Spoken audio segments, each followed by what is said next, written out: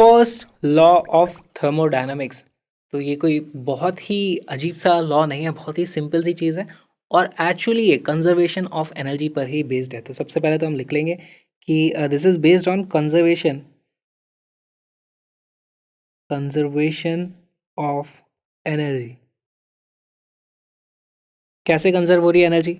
मान लो हमारे पास यहाँ पर एक इस तरीके से सिस्टम है जिसमें हमारे पास एक पिस्टन है और मैं इसको यहाँ से गर्म कर रहा हूँ। तो अब इस पिस्टन को मैं गर्म कर रहा हूँ, थर्मोडायनेमिक्स की टर्म में क्या बोला जाएगा कि हमारे पास एक इस तरीके से सिस्टम है, उस सिस्टम को मैंने कुछ एनर्जी दे दी, क्यू हीट दे दी उसको कुछ। अब उस हीट का क्या होगा? वो एनर्जी गायब तो नहीं हो जाएगी, एनर्जी क्रिएट तो डिस्ट्रॉय होती नहीं है।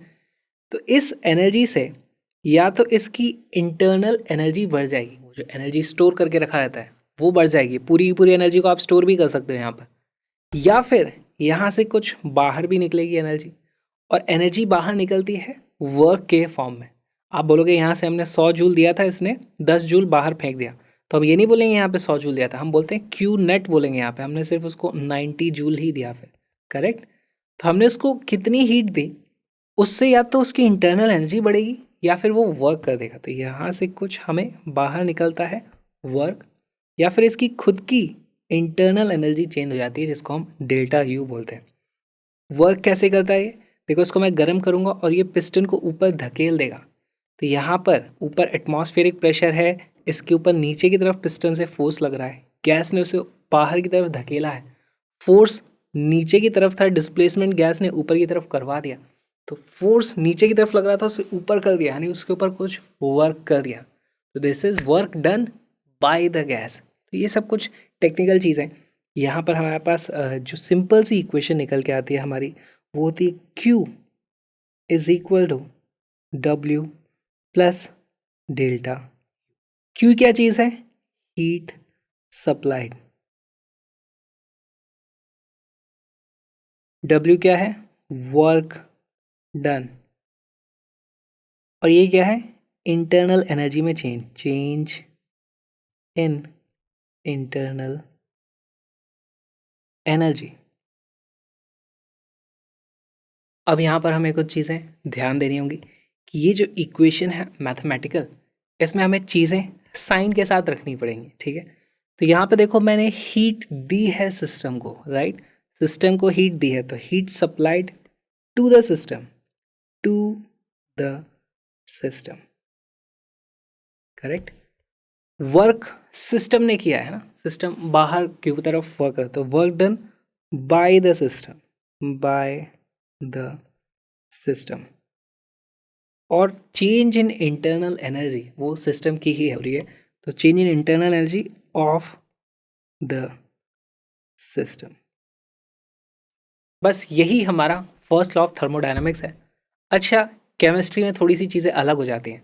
देखो हम केमिस्ट्री में क्या पढ़ते हैं, केमिस्ट्री में हम लिखते हैं Q plus W is equal to delta U, और यहाँ पर भी एनर्जी कंजर्वेशन ही हो रहा है।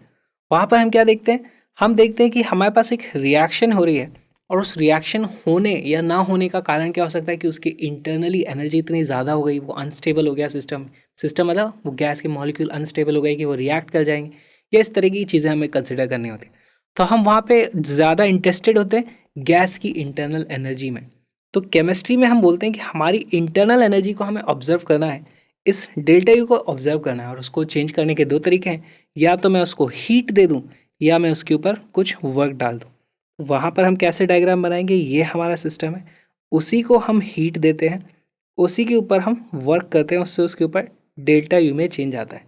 यहाँ फिजिक्स में हम हीट देते हैं, उसके कारण या तो डेल्टा यू में चेंज आता है या फिर वर्क बाहर मिलता है। तो यहाँ पे आप डिफरेंस देखो, वर्क का साइन अलग है। फिजिक्स में work is done by the system, chemistry में work is done on the system, इसीलिए वहाँ पर इसका साइन चेंज हो जाता है, work done on the system. तो बस ये याद रहे आपको, इसीलिए मैंने यहाँ पर लिख दिया कि केमिस्ट्री में बस इतना सा चेंज होता है। जो भी हम फॉर्मूले अभी वर्क के लिए डराइव करेंगे, केमिस्ट्री में बस एक माइनस का साइन आगे लगा दो, सारी की सारी चीज़ें केमिस्ट्री में भी वैलिड हो जाएंगी। बस यही हमारी छोटी सी इक्वेशन है। हमारे पास कुछ प्रोसेस होते हैं जैसे आइसोबैरिक प्रोसेस, आइसोकोरिक प्रोसेस। अलग अलग तरीके के प्रोसेस में ये वर्क का फॉर्मूला अलग हो सकता है, हीट का फॉर्मूला अलग हो सकता है, इंटरनल एनर्जी का फॉर्मूला तो खैर सब जगह सेम है। यही सब कुछ कैलकुलेशन हमें वो 4-5 गिनती के ही प्रोसेस हैं उनके लिए करना रहता है। तो एक बार मैं लिख देता हूँ आपके लिए यहाँ पर चीज़ें कि हमारी जो हीट सप्लाइड होती है वो क्या होती है, Q is equal to N C delta T, है ना। यहाँ पर जो हीट कैपेसिटी है वो प्रोसेस के हिसाब से होती है, आइसोबैरिक के लिए अलग होगी, आइसोकोरिक के लिए अलग होगी, आइसोथर्मल में तो खैर ये चीज़ डिफाइन ही नहीं होती, डेल्टा टी ज़ीरो हो जाता है। तो बहुत ही ईजी होती है चीज़ें, बस लिख देता हूँ मैं। वर्क डन हर एक केस में होता है integral of P D V. कैसे होता है ये सब अभी देख लेंगे डिटेल में एकदम। केमिस्ट्री में यही चीज़ क्या हो जाएगी, वर्क डन हो जाता है वहाँ पर माइनस पी डी वी का इंटीग्रल, क्योंकि नेगेटिव होता है। और चेंज इन इंटरनल एनर्जी वो हमेशा उसकी वैल्यू होती है delta U is equal to F by two N R delta T. बस यही हमें सब देखना होता है। फर्स्ट लॉ ऑफ थर्मोडायनेमिक्स की एक डिफरेंशियल इक्वेशन भी है, उसमें हमारे पास छोटे छोटे से चेंज की बात होती है। छोटी सी heat supplied will be equal to छोटा सा work done D W plus internal energy में थोड़ा सा ही छोटा सा चेंज होता है, उसको बोला जाता है डी यू। ये भी बहुत इंपॉर्टेंट इक्वेशन है, ये भी हमें याद होनी चाहिए। तो एक बार डिटेल में समझते हैं क्यू डब्ल्यू और डेल्टा यू क्या है। सबसे पहले इंटरनल एनर्जी।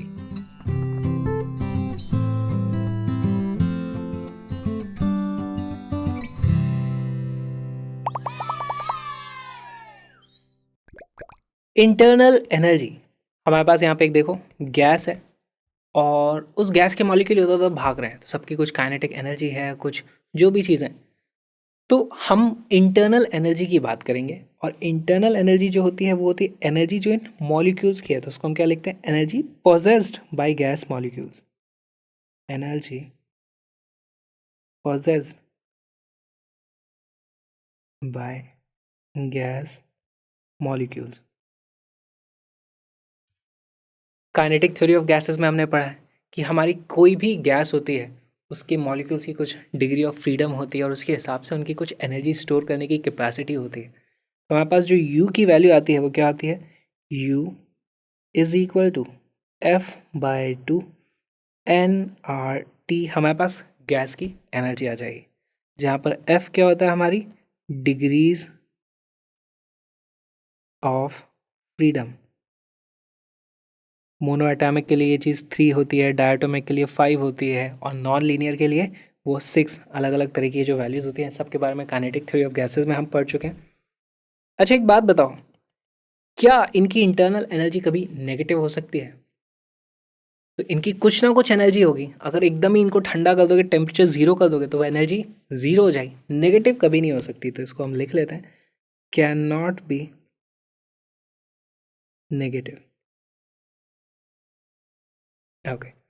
अच्छा हमारी जो इक्वेशन है थर्मोडायनेमिक्स की, उसमें हम क्या लिखते हैं, हम लिखते हैं heat supplied is equal to work done plus change in internal energy. अगर मैं इसको कुछ हीट देता हूँ तो या तो वर्क आउट कर देगी या फिर इसकी कुछ इंटरनल एनर्जी में चेंज आ जाएगा, फाइनल माइनस इनिशियल, है ना। तो यहाँ पर हम चेंज की बात करते हैं, तो हमारे पास जो डेल्टा यू की वैल्यू आ जाती है यहाँ से F by two N R delta T.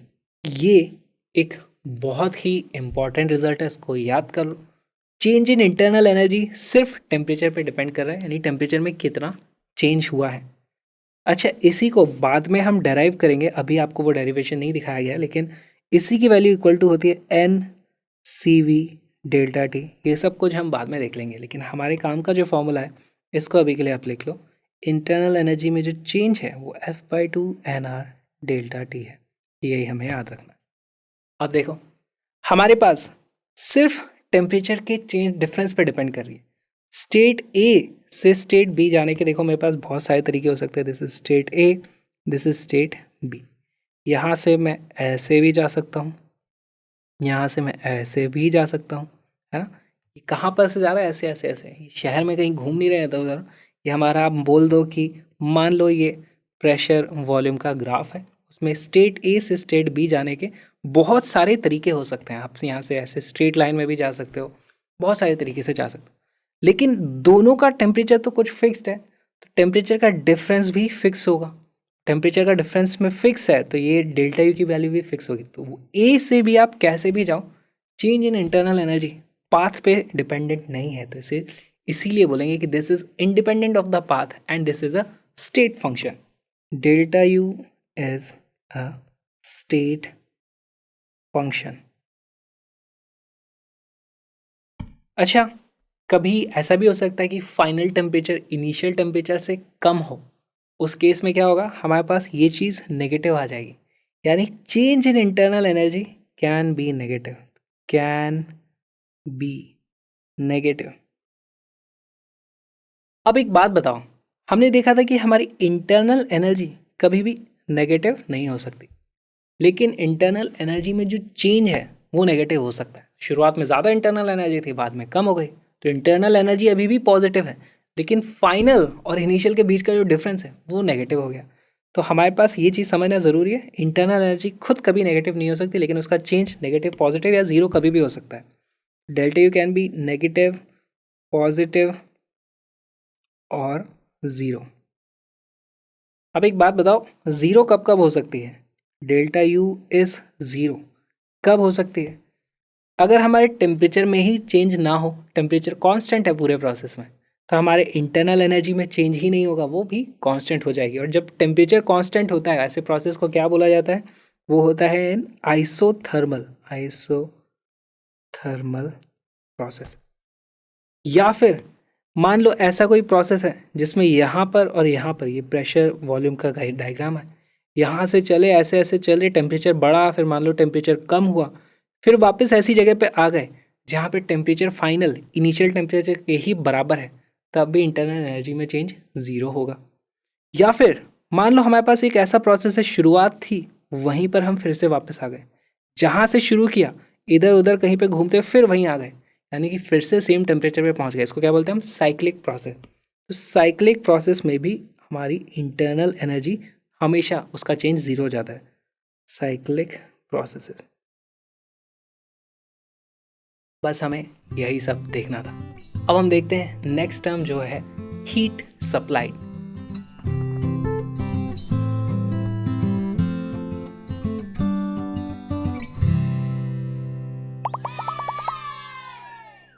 Heat supplied. अब हमारे पास देखो, मान लो कोई ऑब्जेक्ट है, उसको हमने यहाँ से कुछ हीट दी, तो उसके कारण हो सकता है उसकी इंटरनल एनर्जी में चेंज आता है या फिर वो कुछ वर्क करे। ठीक, तो ये जो हीट सप्लाइड है उसको हम कैसे नापें? उसको मेजर करने का तो यही तरीका हो गया, W प्लस डेल्टा यू, ये आप कर सकते हो। या फिर इसी को लिखने का और एक तरीका जो हम पहले से पढ़ते आ रहे हैं, वो क्या होता है? Q is equal to M S delta T, है ना? ये हमने कैलोरीमेट्री वगैरह में पढ़ा था। अच्छा, यहाँ पर हम मास किलोग्राम वगैरह में डील नहीं करते हैं आइडियल गैसेस के साथ, इसीलिए इसको हम लिखते हैं एन सी डेल्टा टी। यहाँ पर n हो गया नंबर ऑफ मोल्स, c है स्पेसिफिक हीट कैपेसिटी। अच्छा, कितनी हीट दी, ये प्रोसेस पाथ डिपेंडेंट चीज़ है, तो हमारे पास c की अलग अलग वैल्यूज़ आएंगी। जैसे मेरे पास एक कंटेनर है, उसमें कुछ आइडियल गैस भरी है, उसको मैं गर्म कर रहा हूँ, लेकिन मैंने उसका वॉल्यूम फिक्स रखा है, तो वो कम अमाउंट ऑफ हीट लेगा। लेकिन अगर उसको मैं ऐसे एक्सपैंड करने वाली बना दूँ तो वो ज़्यादा हीट ले सकता है ना, same amount of delta T पे। तो यही कुछ चीज़ें होती है। तो C इज़ प्रोसेस डिपेंडेंट, इसकी वैल्यूज़ किस तरीके की हो सकती है? CP at constant pressure CV हो सकती है, या फिर कोई एक अलग ही CX हो सकती है। बहुत तरह की स्पेसिफिक हीट कैपेसिटीज़ होती हैं, हमें बस ये दोनों पढ़नी है। तो हम इसको लिख लेंगे, heat is dependent upon process type, dependent upon the process. और ऐसी चीज़ों को हम क्या बोलते हैं? This is a path function. अब हम देखेंगे वर्क।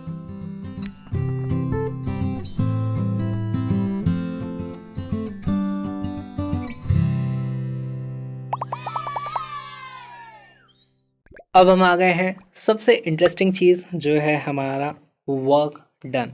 और हमारे थर्मोडायनेमिक्स में हम क्या पढ़ते हैं? Work done by the gas हमें कंसिडर करना होता है। Work done by the gas, हम इसको देखते हैं फिजिक्स में, केमिस्ट्री में हम देखते हैं work done on the gas. तो ये बहुत ज़्यादा समझना ज़रूरी है। तो इसको समझने के लिए सबसे पहले तो हम एक पिस्टन बनाएंगे इस तरीके से।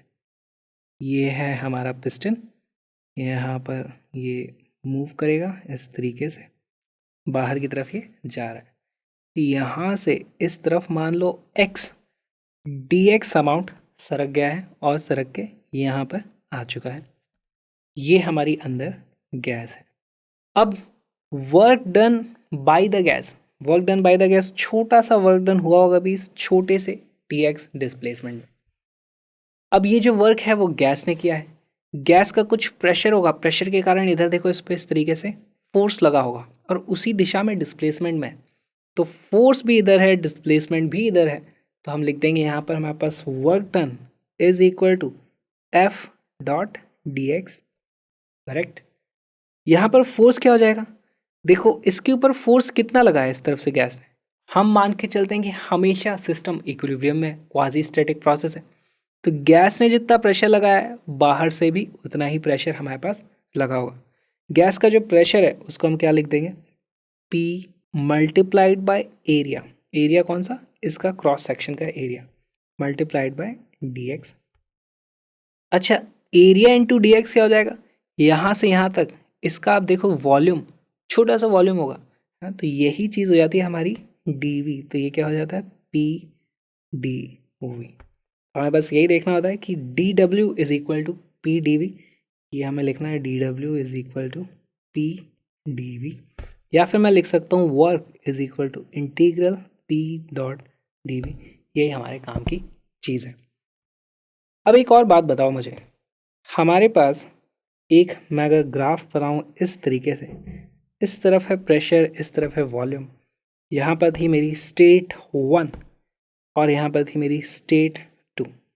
यहाँ से मैं इस तरीके से इधर चला गया। इंटीग्रल ऑफ P dv इस केस में वो वैल्यू क्या होगी, यहाँ पर आप देखो ये वैसा कुछ दिख रहा है, integral y dot D x, ये हमारा y एक्सिस है, ये x एक्सिस है। तो इससे हमें क्या चीज़ मिलती थी, ये वाला एरिया हमें मिल जाएगा इंटीग्रल P dv। अब एक बात बताओ हमें, work done by the gas positive होगा, ये कैसे पता चलेगा हमें। देखो गैस तो हमेशा इस तरफ ही प्रेशर के कारण फोर्स बाहर की तरफ लगाएगी। अगर डिस्प्लेसमेंट पॉजिटिव है, मतलब उसी तरफ डिस्प्लेसमेंट है, तो गैस के द्वारा वर्क पॉजिटिव होगा। अगर डिस्प्लेसमेंट उल्टे डायरेक्शन में है तो गैस के द्वारा वर्क नेगेटिव आ जाएगा। तो हम क्या लिखते हैं, अगर गैस एक्सपैंड हो रही है, एक्सपेंशन, इसका मतलब पॉजिटिव वर्क बाय गैस, है ना। एक्सपैंड हो रही है गैस इस तरफ, तो हमारे पास फोर्स इधर ही था, डिस्प्लेसमेंट भी इधर हो गया, तो work done by the gas positive आ गया। अगर हमारी गैस कंप्रेस हो रही है, कंप्रेशन, इसका मतलब नेगेटिव वर्क बाय गैस। और मैग्नीट्यूड कितना होगा, मैग्नीट्यूड, वो मैग्नीट्यूड हो जाएगा एरिया अंडर PV ग्राफ। और ये एरिया आप कैसे निकालोगे, इंटीग्रेशन करके।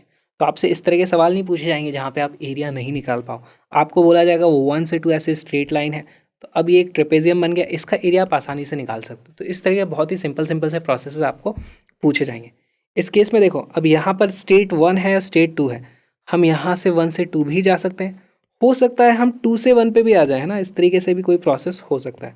तो प्रोसेस अगर 1 से हम 2 तक जा रहे हैं, देखो 1 से 2 पर जा रहे हैं, 1 पे हमारा वॉल्यूम इतना था, 2 पे वॉल्यूम ज़्यादा है, यानी 1 से 2 पे जा रहे हैं तो हमारा एक्सपेंशन हो रहा है, वॉल्यूम बढ़ रही है, यानी कि वर्क डन पॉजिटिव होगा, work will be, work is equal to positive.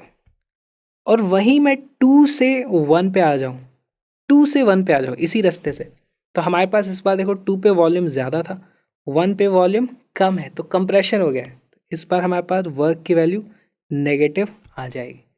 और मैग्नीट्यूड कितना होगा, magnitude will be equal to area, कौन सा एरिया, यही वाला एरिया।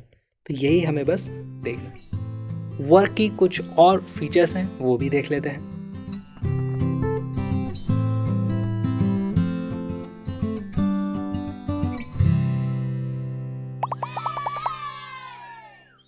हमारे पास मान लो इस तरीके से एक पिस्टन है और उसके अंदर कुछ गैस भरी हुई है और इसके अंदर हमारे पास कुछ गैस का प्रेशर होगा, प्रेशर ऑफ गैस। बाहर हमारे पास क्या होगा, पी एटमॉस्फेरिक या पी एक्सटर्नल, इसको मैं यहाँ पे लिख दूंगा पी एक्सटर्नल। ऑलराइट, अब इस गैस का मान लेते थोड़ा सा एक्सपेंशन हो गया, ये यहाँ से इस तरफ थोड़ा सा सरक गया है, तो हम इसको बोलेंगे यहाँ पे हमारे पास थोड़ा सा डीवी, वॉल्यूम थोड़ा सा बढ़ गया है। सबसे पहली चीज़ तो हमने पढ़ा था कि हमारे जितने भी प्रोसेस होते हैं वो क्वाजी स्टैटिक होते हैं, यानी हमेशा इक्विलिब्रियम मेंटेन है। इसका मतलब हमेशा गैस का प्रेशर एक्सटर्नल प्रेशर के ही बराबर होगा। वैसे रियल लाइफ में कोई बात सेंस नहीं बनाती, अगर दोनों का प्रेशर बराबर है तो फिर इसके ऊपर फोर्स लगेगा ही नहीं, यानी इसका थोड़ा सा तो ज़्यादा होगा तभी तो ये इधर आएगा, पर थोड़ा सा ज़्यादा होता है फिर वो क्वाजी स्टैटिक नहीं रहेगा प्रोसेस। तो ये सब की डिटेल में मत जाओ, हमें बस ये समझना है कि P gas is equal to P external. क्यों? क्योंकि this is a quasi static या फिर स्लो भी आप इसको स्लो प्रोसेस है, इसलिए ऐसा होता है। अब एक बात बताओ, गैस ने जो वर्क किया वो क्या होगा? Work done by the gas, ध्यान से देखना, वर्क बाय गैस, उसकी वैल्यू हो जाएगी integral P gas into D, V ना। यहाँ पर प्रेशर था, उसके कारण फोर्स लगा, उसी दिशा में डिस्प्लेसमेंट हुई है, वॉल्यूम बढ़ा है, तो हमारे पास P gas into D V ये वैल्यू हो जाती है। वर्क डन बाय एक्सटर्नल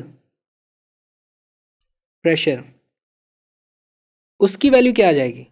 उसकी वैल्यू आ जाएगी, देखो यहाँ पर जो भी प्रेशर था उसके कारण फोर्स तो इधर लग रहा था, लेकिन अब की बार इस तरफ एक्सपेंशन हुआ है, फोर्स का डायरेक्शन इधर था, ये इधर आ गया, तो हमारे पास ये आ जाएगा P external into minus D V. यहाँ पर पी एक्सटर्नल और पी गैस दोनों आपस में बराबर थे ना, ये पी गैस पी एक्सटर्नल दोनों बराबर हैं, तो यहाँ पर हम क्या लिख सकते हैं, work done by gas is equal to minus of work done by external pressure. ये बहुत ही इंपॉर्टेंट चीज़ है। और एक्सटर्नल प्रेशर यूजुअली कौन सा होता है?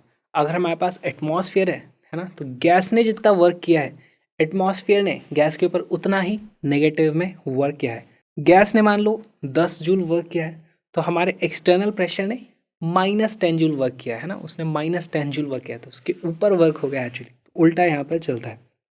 ओके, अब हमारे पास एक ग्राफ बनाते हैं, इधर रखेंगे हम प्रेशर, इधर रखेंगे वॉल्यूम, ये है हमारा प्रेशर, ये है हमारा वॉल्यूम। हमारे पास यहाँ पर दो थर्मोडायनेमिक स्टेट हैं, this is state A, this is state B, और मैं स्टेट ए से स्टेट बी जाता हूँ इस पाथ को फॉलो करते हुए। क्या कोई मुझे बता सकता है यहाँ पर वर्क डन की वैल्यू कितनी होगी? अगर इसको मैं बोलूँ दिस इज प्रोसेस 1, तो work done by the gas in process 1, उसकी वैल्यू क्या आ जाएगी? Integral of P D V. तो वो हमारे पास कौन सा वाला एरिया आ जाएगा? ये वाला एरिया। इसकी वैल्यू मान लो आती है 50 जूल। अब इन्हीं दो स्टेट्स के बीच में जाने का मेरे पास कुछ और रास्ता भी हो सकता है, इस तरीके से, है ना। कोई और प्रोसेस होगा जिसका ग्राफ बना देता है, ऐसा आता है, उसको मैं बोलूँगा दिस इज प्रोसेस नंबर 2। तो work done in second process वो भी होगा पी डी वी, और वो एरिया कौन सा होगा? यहाँ पर ये वाला एरिया। और क्योंकि ये वाला एरिया ही है 50 जूल, तो ये जो टोटल एरिया होगा वो एक्चुअली 50 से बड़ा होगा, उसकी वैल्यू मान लो, उसकी वैल्यू आ जाती है 70 जूल। तो सेम इनिशियल और फाइनल स्टेट के बीच में अगर मैं अलग अलग प्रोसेस से जाता हूँ तो मुझे अलग अलग तरह का वर्क डन करना पड़ता है। इसी से हमें पता चलता है कि work done is a path function. इसके कुछ एग्जाम्पल्स देखते हैं।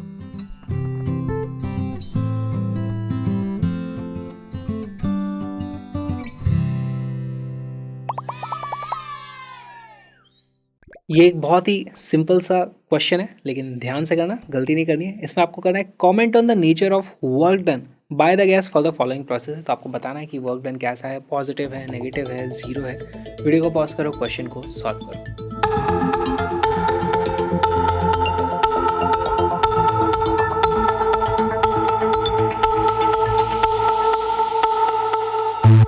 शुरू करते हैं।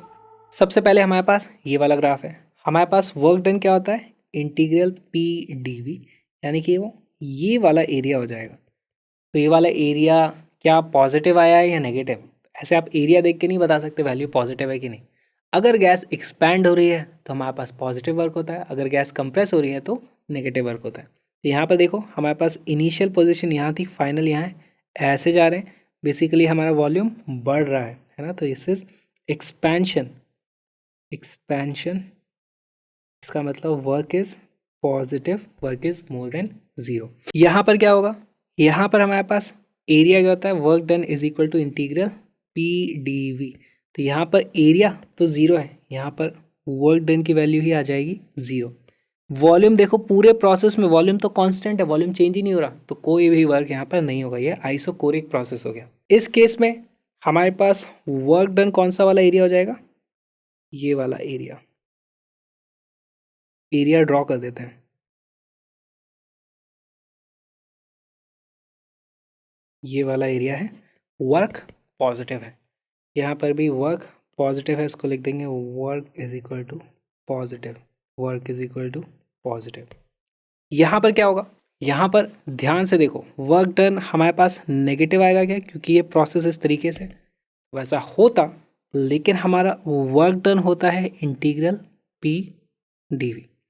कौन सा एरिया होता है ये होना पी, इस बार देखो प्रेशर एक्स एक्सिस पे आ गया, वॉल्यूम ऊपर वाई एक्सिस पे आ गया, तो इंटीग्रल पी डी वी से जो एरिया आएगा वो ये वाला एरिया नहीं होगा, वो होगा देखो जो डी वी है, डी वी यानी इस तरफ है, तो ये वाला एरिया आएगा। वॉल्यूम में छोटी छोटी स्लाइस काटते हैं ना हम इस तरीके से, ये एरिया हमारा आता है। तो ये बहुत लोग गलती यहाँ पर कर सकते हैं इस तरीके से, अच्छा सवाल इसको बोला जाएगा। ये वाला एरिया हमें कंसिडर करना है। अब बताओ एरिया तो आ गया, लेकिन वर्क डन पॉजिटिव होगा या नेगेटिव? देखो यहाँ से हम यहाँ जा रहे हैं ना, इनिशियल से फाइनल वॉल्यूम एक्सपैंड हो रही है, एक्सपेंशन, इसका मतलब work is equal to positive. यहाँ पर आ जाओ, हमारे पास इस बार एरिया कौन सा हमें कंसिडर करना है, ये वाला हमारा एरिया है, और वर्क डन इस बार फिर से आ जाएगा। बताओ क्या है, इनिशियल से फाइनल की तरफ हम इस तरीके से जा रहे हैं, तो वॉल्यूम देखो बढ़ता ही जा रहा है, तो वर्क इज पॉजिटिव। अच्छा यहाँ पे कुछ लोगों को लगता है पहले वर्क कम हो रहा था, डिक्रीज हो रहा था, फिर वर्क इंक्रीज हो रहा है, ऐसा नहीं है।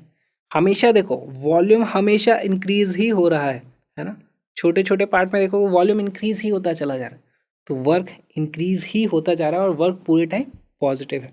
यहाँ पर क्या हो रहा होगा, यहाँ पर हमारा जो area under consideration integral P D V, ये वाला एरिया आने वाला है, और इस बार मैं देखता हूँ कि हमारा इनिशियल पोजीशन पे वॉल्यूम ज़्यादा था, फाइनल पॉइंट पे वॉल्यूम कम है, तो इस बार वॉल्यूम रिड्यूस हो रहा है, तो दिस इज कंप्रेशन, कंप्रेशन, तो work is equal to negative.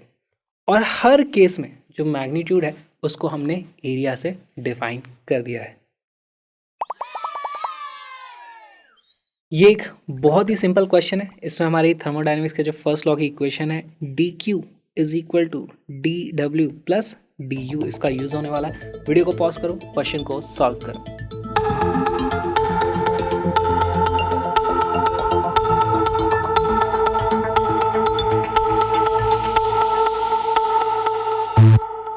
इस क्वेश्चन का करेक्ट आंसर है ऑप्शन नंबर ए। कैसे आया देखते हैं। In a given process on an ideal gas D W is equal to zero and D Q is less than zero. तो D W की value हमें बोली हुई है कि this is equal to zero and D Q is less than zero, D Q is negative, इसका मतलब D U भी नेगेटिव है, इसका मतलब D you is less than zero. D you क्या होता है, एन आर डी टी, है ना, कितना F/2 nRdt। तो हमारे पास इंटरनल एनर्जी कम हो रही है, इसका मतलब टेम्परेचर कम हो रहा है, तो टेम्परेचर विल डिक्रीज, ये हमारा करेक्ट आंसर आ जाता है। लेकिन बाकी ऑप्शन भी चेक कर लेते हैं। The volume will increase, volume के ऊपर हम किस तरीके से कमेंट कर सकते हैं। तो देखो वॉल्यूम के ऊपर हम यहाँ से पता लगा सकते हैं, हमें बताया गया है कि work done is equal to zero है। अच्छा हमें पता है डी डब्ल्यू की वैल्यू क्या होती है, डी डब्ल्यू होता है पी डी वी, छोटा सा वर्क डन, है ना। प्रेशर की वैल्यू क्या कभी ज़ीरो होती है? प्रेशर तो ज़ीरो नहीं होता है। इसका मतलब अगर dW की वैल्यू ज़ीरो है, इसका डेफिनेटली मतलब होता है कि dV की वैल्यू ही ज़ीरो रही होगी, यानी कि वॉल्यूम में कोई चेंज नहीं है, मतलब नो चेंज इन वॉल्यूम। ये हमें पता चल जाता है। इसको हम बोल भी सकते हैं आइसोकोरिक प्रोसेस। आपसे पूछा जा सकता था कि क्या यहाँ पे एक ऑप्शन आ जाएगा प्रोसेस इज आइसोकोरिक, तो आप इस तरीके से बता सकते हो। अच्छा, the pressure will remain constant. अब प्रेशर के ऊपर हम किस तरीके से कमेंट कर सकते हैं? देखो, हमारे पास एक आइडियल गैस इक्वेशन है, PV is equal to nRT। Volume हमारे पास कांस्टेंट आ चुकी है, तो यहाँ से हमें मिलता है pressure is proportional to temperature. अगर हमारा टेम्परेचर डिक्रीज़ हो रहा है, जो हमने यहाँ पे पता कर लिया है, इसका मतलब प्रेशर भी डिक्रीज़ होगा, मतलब P विल डिक्रीज़। तो हमारा ऑप्शन नंबर सी भी सही नहीं है। ये दो के बारे में हमने बता दिया। और लास्ट ऑप्शन देख लेते हैं, द टेम्परेचर विल इंक्रीज़। अरे भाई, टेम्परेचर डिक्रीज़ हो रहा है तो ये तो सही हो ही नहीं सकता। इस तरीके से हमारे पास ऑप्शंस आते हैं। अब चलते हैं अगले सवाल पे। ये भी एक बहुत ही इंटरेस्टिंग सवाल है। इस सवाल को अप्रोच कैसे करोगे? देखो, a gas receives 16 joule of heat and does 20 joule of work in a particular process between two thermodynamic states. In another process between the same two states it only needs 9 joule of heat. Work done by the gas is। तो यहाँ पर देखो, सबसे पहली चीज़ तो दो states के बारे में बात हो रही है। हम उनको बोल देते हैं this is state A, this is state B, और दो अलग अलग प्रोसेस हैं। तो मैं मान लो यहाँ से बना देता हूँ, ये रहा होगा मेरा प्रोसेस नंबर 1, ये रहा होगा मेरा प्रोसेस नंबर 2। थर्मोडायनेमिक्स की इक्वेशन क्या है? Heat supplied is equal to work done plus change in internal energy. Internal energy हमारी होती है स्टेट फंक्शन, है ना, स्टेट फंक्शन। ऑलराइट, इसका मतलब दोनों ही प्रोसेसेस में इंटरनल एनर्जी में चेंज बराबर होगा, क्योंकि इस जगह से इस जगह ही दोनों पहुंच रहे हैं। इनिशियल और फाइनल के बीच में जो भी टेम्परेचर डिफरेंस है वो तो कांस्टेंट होगा, फिक्स्ड होगी वो वैल्यू। इसका मतलब हमें ये इक्वेशन लगानी है इन दोनों ही प्रोसेसेस में, और पता कर लेना है, क्या पता करना है? The work done by the gas in second process, वो हमें पता करना है। तो अब आप इसको पता कर सकते हो। वीडियो को पॉज करो, क्वेश्चन को सॉल्व करो।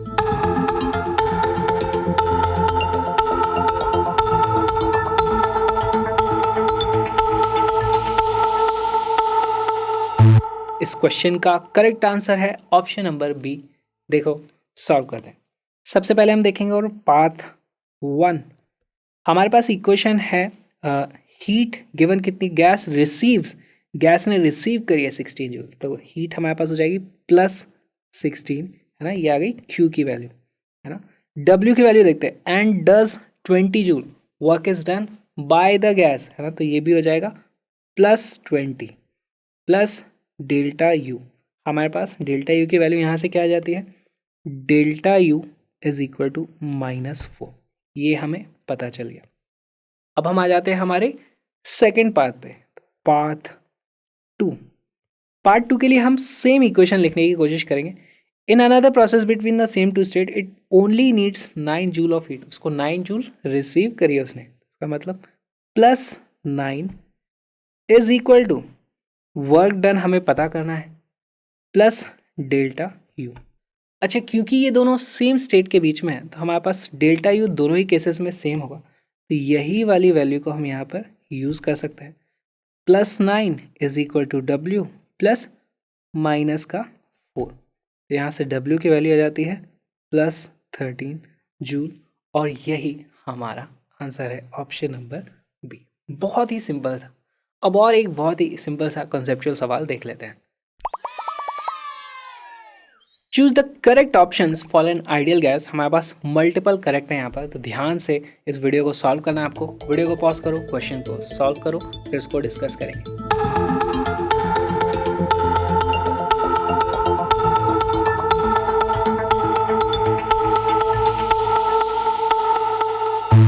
इस क्वेश्चन का करेक्ट आंसर है, इसके एक्चुअली सारे ऑप्शन सही हैं। देखना शुरू करते हैं। The change in internal energy in a constant pressure process from temperature 1 to T2 is equal to NCV T2 minus T1 where CV is the molar specific heat at constant volume and N is the number of moles.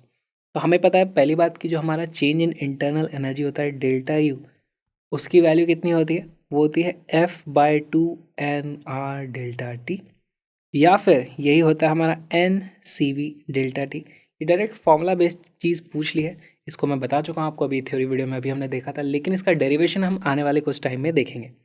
Alright, तो ये हमारा correct answer हो जाता है, this is correct. Second option देखते हैं, the change in internal energy of the gas and the work done by the gas are equal in magnitude in an adiabatic process. तो अब एडियाबेटिक प्रोसेस में क्या होता है?